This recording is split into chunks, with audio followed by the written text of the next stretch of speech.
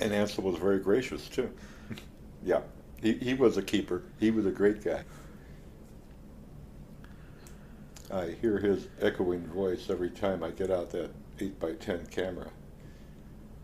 Are you sure? Are you sure? You really want this? Sure.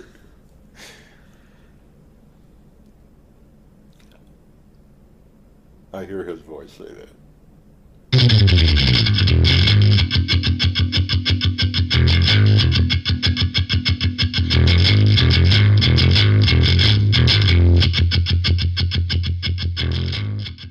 Welcome to Artistic Mission, the visual arts podcast brought to you by Open Door Studios.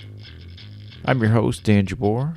Welcome back. It's been a little bit of time since our last episode, if you're a regular listener. There's not a set schedule for the show anyway, so it happens when it happens. I don't have a production staff. I don't have a lot of free time. I have a full-time job. I have part-time hobbies. I have problems in my life. I have lots of different things that keep me from setting aside time every day to work on this show. I wish I could have more time to work on the show, but I don't. So it happens when it happens. Those of you who enjoy the show, I appreciate it that you listen. I appreciate those of you who subscribe to the show even more. And even more than that, people who take the time to review the show, because that helps to boost the listings on iTunes and other sites like that. So every review, just taking that couple minutes to write something down, even if it's just typing gibberish into the field, it all helps. It helps to raise the visibility of the show. Anyway, this episode, our interview is with Jim Kyle. Jim is a photographer that I've known for several years. I met him back in the Soulard Art Gallery days. Soulard Art Market is what it was called when I was there. He was a guest artist at that time, and he and I hit it off, and we stayed in contact since then. And anyway, enough of me talking. We're going to get right to the interview. Enjoy.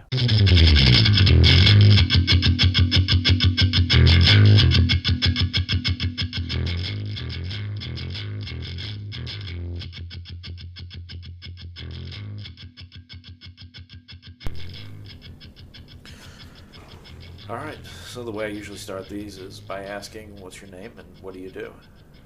My name is James Kyle. I'm a photographer, artistically oriented in landscape, nature, rivers, and wildlife. How did you start out in photography? What was the thing that motivated you, pushed you towards the camera? A friend of mine and I both entered photography about the same time. We were in the sixth grade, and when we got to junior high school, we were teaching each other by reading books in the library, maybe even buying a book now and then, although they were very pricey. I was using a Kodak box Hawkeye, a 120 roll film camera, still have it. And when we got to high school, we both joined the school newspaper under direction of George Friesen, who was my English teacher, as well as John's. And John was my other friend. So then they gave us a camera, a darkroom, film, and let us on our own, pretty much. And we still progressed learning through high school. And when I got out of high school, I pursued learning it on my own and with other photographers. Some even gave me equipment. All of them gave me all their knowledge of what they had for printing, working a camera. These were all manual cameras, nothing like we got today. Some were an 8 by 10, others were a 4 by 5 view camera. And in high school, I bought my first 35 millimeter camera, a 1952 Argus C3, was faithfully called the Black Brick. And that was my camera for a long time until a friend of mine in 1968 came back from Vietnam and gave me a Minolta 101 ST. I still have that one. Mainly because it was a gift to me. I never threw out a gift. I got so much junk. But I always did black and white back then. And Then color film is Ektachrome slides. I've done that. And basically, when I came to digital, I looked at all those buttons and menu systems that were with the camera and said, holy cow, I got lost. But I saw the little M, and I knew that meant manual, so I looked up in the little pamphlet that comes with the camera what buttons to push to get it to work. And I think I did manual for about 1.5 years before I said, well, you paid for it, let's see what this other stuff does. And I fell into aperture priority. I really like that because it allows the photographer or anyone to concentrate using the f-stops for depth of field, what you want to draw your subject material to display to your viewer, what you want sharp. With a landscape, I like everything tack sharp. So I go on f18 or an f22. But that you sacrifice ISO and shutter speed. But that's pretty much how I work a camera. And I still use film. I use a 4x5 and I use an 8x10. Not too much film now. I'm using paper because I have over 3,000 sheets of an 8x10 paper. You cut that in quarters, and I got a lot of paper. So I've been using that as for black and white. How does that process work? You do you like put chemical on the paper itself, and The what? do you put chemical on the paper itself, or After you expose the film, you have to develop the film, or in this case, the paper. And I use a Dectol developer, a 1:5 mix or a 1:3 mix. And that's all done in the dark under a safe light, which is red. This won't record red. If I take a picture in red light, nothing comes out. But take a picture outside, there'll be some orange tones, but you come through as a light gray. I would go in the darkroom with the paper out of the hole, take the paper out of the holders in the safe light darkroom, develop it in Dectol till it starts to turn, and you can give it how many seconds or all, but everyone's a little different, so you have to be aware under the safe light. It always looks darker than it is, so when it looks like it's done, pull it up, let the water drain for 2 seconds, then you put it in, or let the developer drain for 2 seconds, then you put it in a bath of acid, which is called stop, and it does exactly that. It stops the development. And you take it out of that and let it drain for about another 5 seconds until most of it's drained off of there. It's still wet with acid. You put it in your fixer. Now what that fixer does is it removes the silver so it's permanently captured like you want it, but it's a negative on paper. I'll take that, put it on a flatbed scanner, bring it into Photoshop as a negative, invert it, do very little editing, resize it. In fact, only thing I use the scanner for is an enlarger. This I made a 60x40 print of because I had 36 times the area of a 35 millimeter piece of film. That's an 8x10. 36 times the amount, or area covered. And that's not the biggest camera. Tim Layton, a friend of mine, who also does film photography in large format, and paper. He's doing paper too. He has a 17x22. Now with these old cameras, you hear about them, huge cameras. Back before they had enlargers, you do contact printing. Take the film, develop it, take the film out of the camera, develop it, then you laid the film on a piece of paper under safe light conditions, put the slide back down, take it out, expose it to the sunlight for a few seconds, slide it back, and then go develop it. It come into a positive. Call it contact printing. You have a positive of the negative. But with the flatbed scanner, I can bring it in to Photoshop. I invert it to a positive, and then I have to flip it horizontal to horizontal, left to right, right to left, because the lens, when you look into a view camera, everything's left, right, right is left, up is down, down is up. Everything's upside down and backwards. When I'm done with a view camera and put it back in the car, backing up sometimes I can hit things because I'm turning in the wrong direction. I'm very careful. You have to switch over. It's an interesting byproduct. Yeah. I still do digital, but I found by using the old manual cameras that I became a better photographer, not only in chemical but digital. Because using a manual camera, particularly that of an 8x10, huge, damn 12-pound camera, and the tripod that goes with it. So you're hauling 22 pounds on your shoulder when you're walking out, plus the plate box or the film holder box. It forces you to understand what you're doing after you pre-visualize the scene and know what you want to make as a print. Even before you open the shutter, this is what I do. I noticed that a lot with people that started out shooting just digital. It would serve them well to learn to edit some stuff down. You'll see people come out of like shooting at a nightclub, Mm-hmm. and there's like a 500 picture gallery of everything that happened that night, and it's really excessive. I overshoot, but when I edit, 90% of that becomes junk.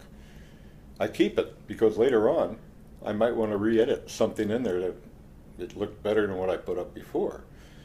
And as my skills, Ansel Adams said the same thing with Moonrise Hernandez.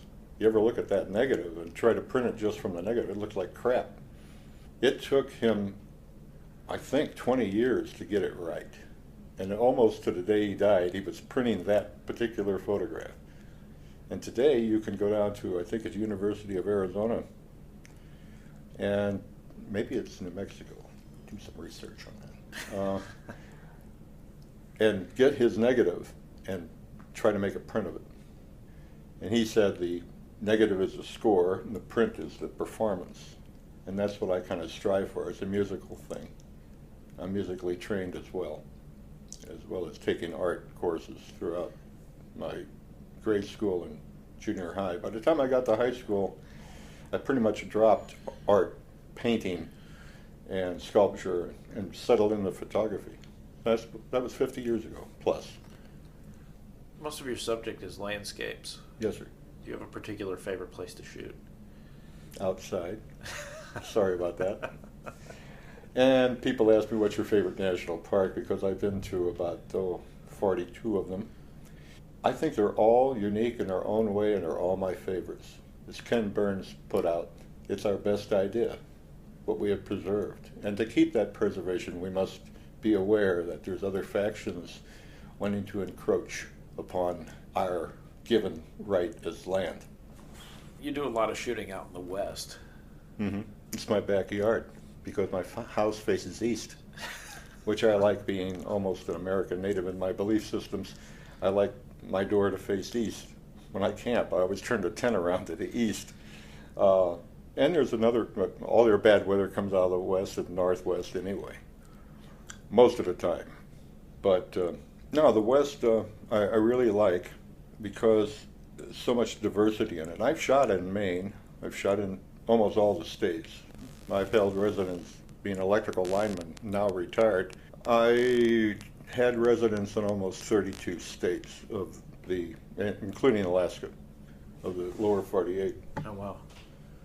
We traveled around a lot. I would see one day off every month, maybe. 18 hours a day, 16 hours a day workload.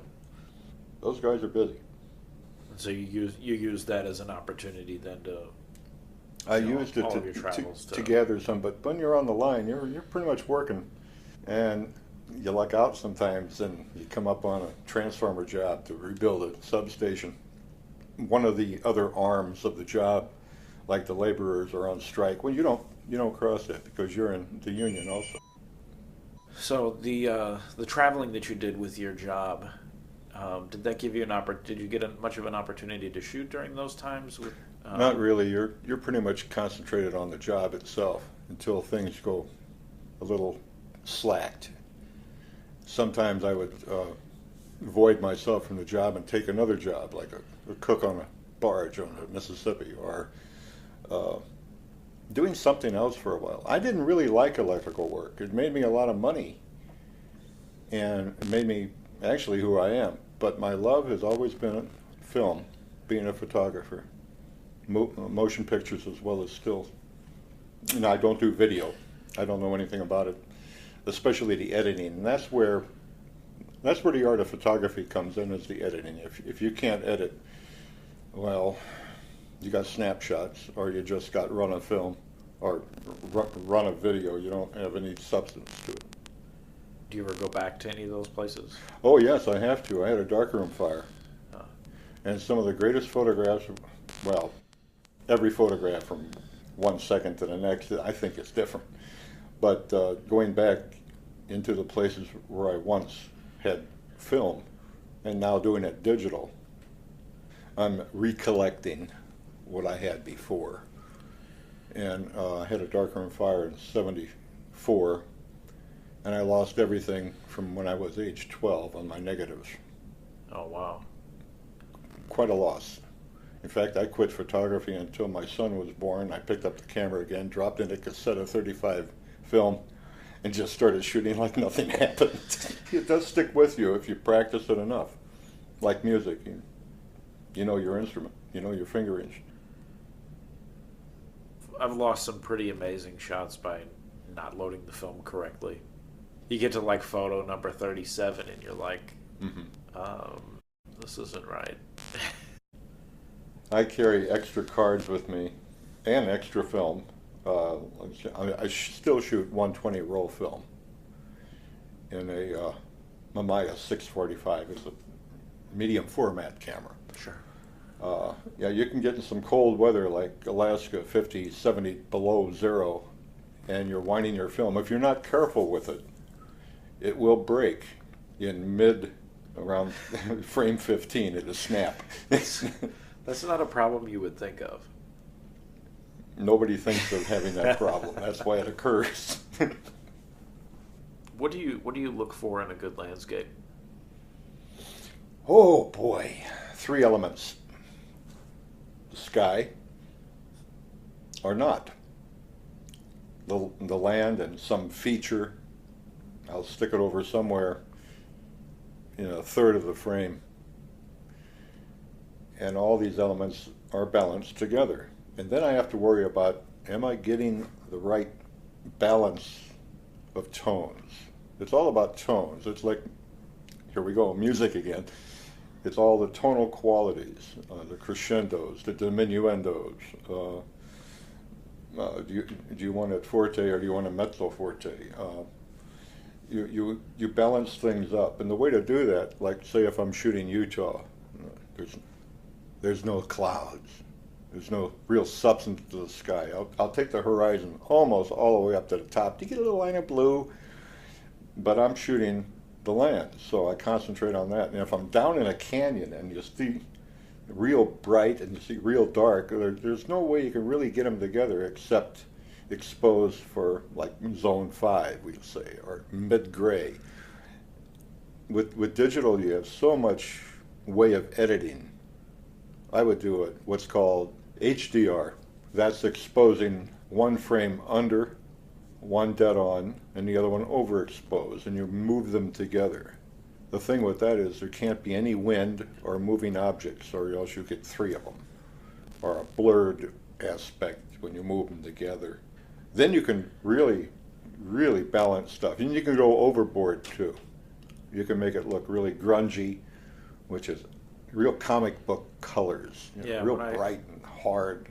When I first started shooting, that was a very popular thing. Everybody would do those. And minute, little bit goes a long way. They would blow them out, and everything was like bright blue and orange and look cartoony. And mention blue, like film. Blue is the hottest color that you can. That and yellow. It will affect in the black and white too. It depends what film you're using too. Knowing what you're about to do is the important thing, and your tools like the camera or the film or the digital load ratios you're going to put into the camera. You have to balance everything together in order to make sense of what you're doing and your feeling. Now, if I want to put feeling into, more personal feeling into a photograph or what I call photographic art, I switch it over to black and white, because with color I feel rather confined. That's the one thing an artist doesn't want to feel, is confined. we want to be open and free to express our feelings. To do that, I switch to black and white, if it looks good in black and white, and I can see that in my mind's eye. And I will expose accordingly later into the digital image of black and white that would resemble what I took in my notebook, and I still carry a hard copy pencil and paper notebook. And I don't necessarily write down my exposure settings anymore because that's all handled in a digital camera. But I will write down my feelings. Later on when I edit and have music pumping into my head through my earphones, I will read those notes over before I start editing. I'm looking at the photograph and I got the music running, and I have to get back into it because it's been a month, maybe a year since I've seen that photograph. So it really helps me to keep hard copy notes. Ansel also said, notebook, every photographer should carry one. But I don't write down my exposure settings anymore, it's just my feelings, so I can convey that later. You met Ansel Adams once, didn't you? Yes, I did. I was on the job. We were up in Dillon, Montana, and we just got done with the job. We got a call from the union to run down to Merced, California. They didn't have to assemble a crew. We were closest one there that was a full crew to replace transformers. We got down there and they had fire hoses shooting on them to keep them cool.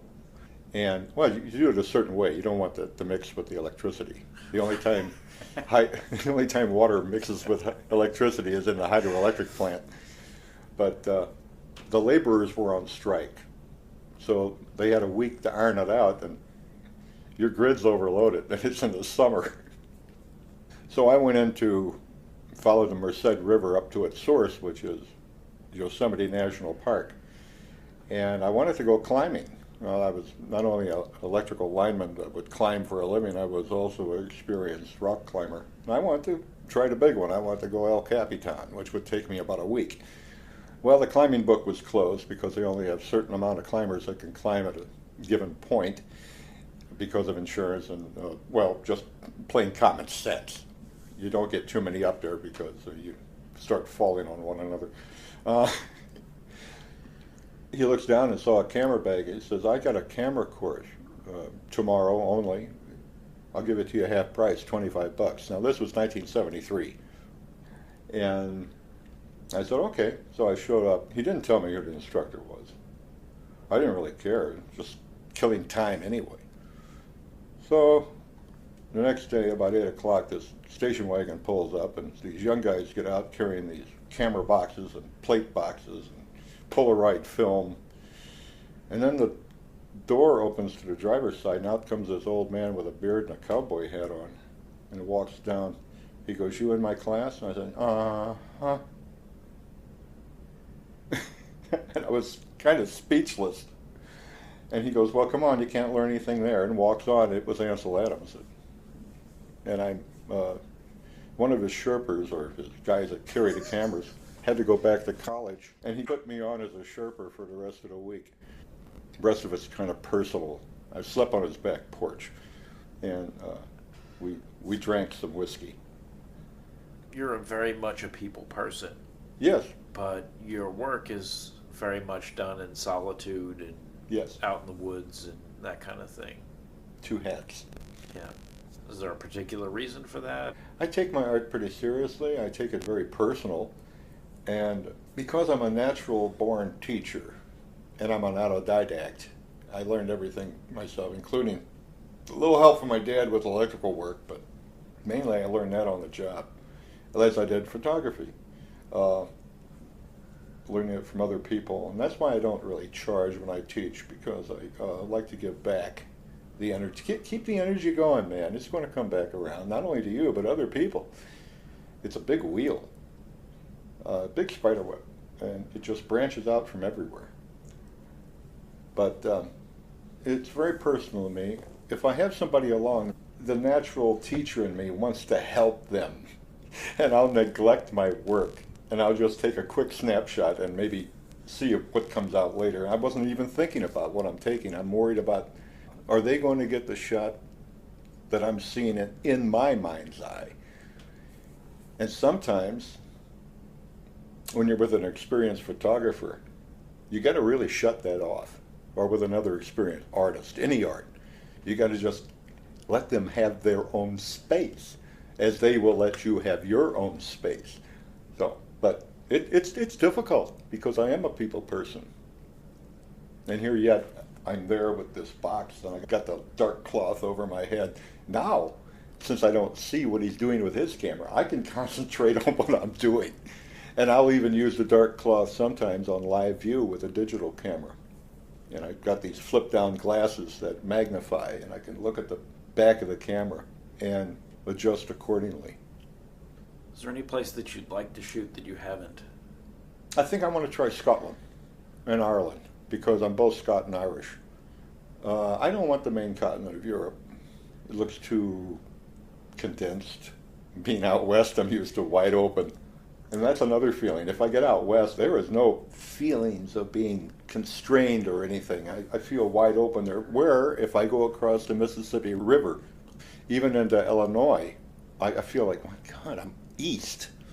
I'm a Westerner, and I just traveled across Jefferson's Bridge, and I feel strange. The people look strange. Everybody from Kansas over to California, to me, looks favorable. I don't photograph the South. So most of your travel's just been in the U.S. then? All of it, yeah. And Canada and part of Mexico. Oh. I probably won't go there again because I have to get more papers. I got enough ID cards. I don't need another one. But you've done a lot of teaching with photography? If they want me to be their teacher, I will teach them. And sometimes I go overbearing and reteach what I've taught. Well, sometimes I have to because they're not getting it, or I feel they're not getting it.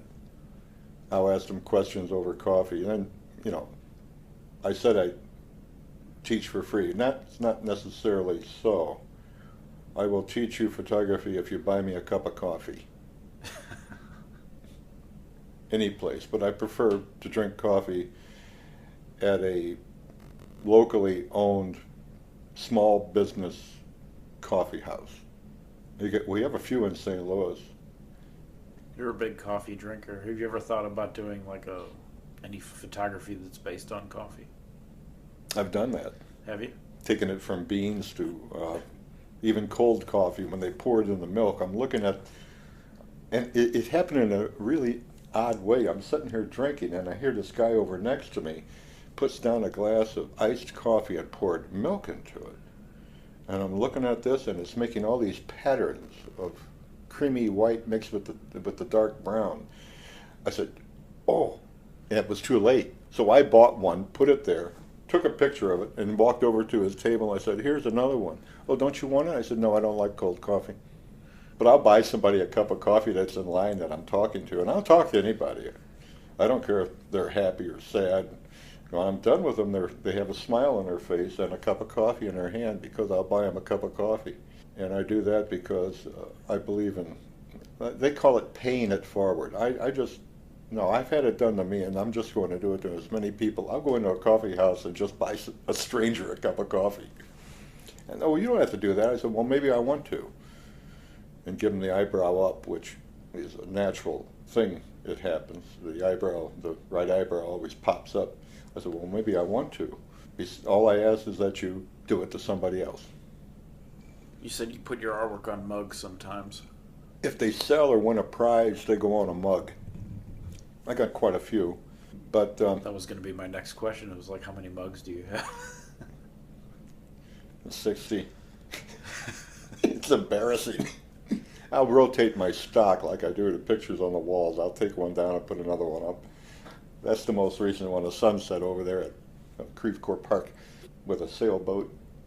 Everything in that photograph is in the division of thirds. No news to you, and somebody that knows art, they look at that and say, wow, rule of thirds to the max. How much stock do you put into common photographic rules like the rule of thirds? Rule of thirds, it's a good place to start. That's what Ansel said. He also said one time around the campfire, he held his finger up, and everybody becomes quiet around the fire. And he's about to say something provocative. So everybody shuts up and looks and turns an ear to him, and he goes, always use the rule of thirds. And he reached under his little folding camp stool, picks up a bottle, and says, when that don't work, use the rule of fifths.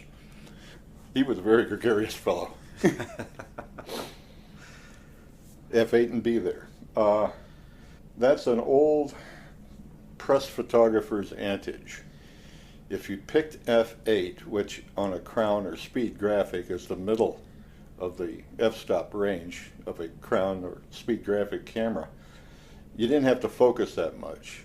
You just had to point and shoot. Get the shot, turn the slide around, shoot again, put the slide back in, grab another frame. You got about 15 holders of film. That's a roll of 32, we'll say, or 16 fit in your pack. So that's like a roll of 36 exposure, 35 millimeter film. Just take it out, put it in, take off the slide, make the exposure, put the slide back in, take it out, turn it around, put it back in, take the slide off, take a picture. It's actually faster to say that than do it. I can't think of any more questions. I can't think of any more answers, except thank you for the opportunity. Oh, thank you. I appreciate you taking the time to talk to me.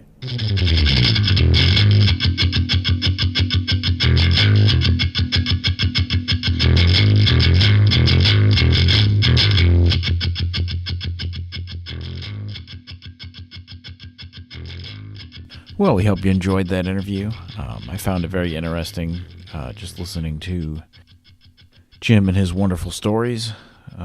He's always very delightful to talk to and always great and entertaining. Thanks for listening. We appreciate everyone who does, and we appreciate everyone who takes the time to either subscribe to the show and listen to it on a regular basis, or to share it with friends. Make a post on Facebook, share a link, or just tell people about it, just word of mouth. Every little bit helps. It helps to grow the show a little bit and get it out to more people. The whole point is to build more awareness for local artists that I know and think have maybe not gotten the attention that they deserve. So, thanks for listening. Hope to catch you next time. Until then, stay safe.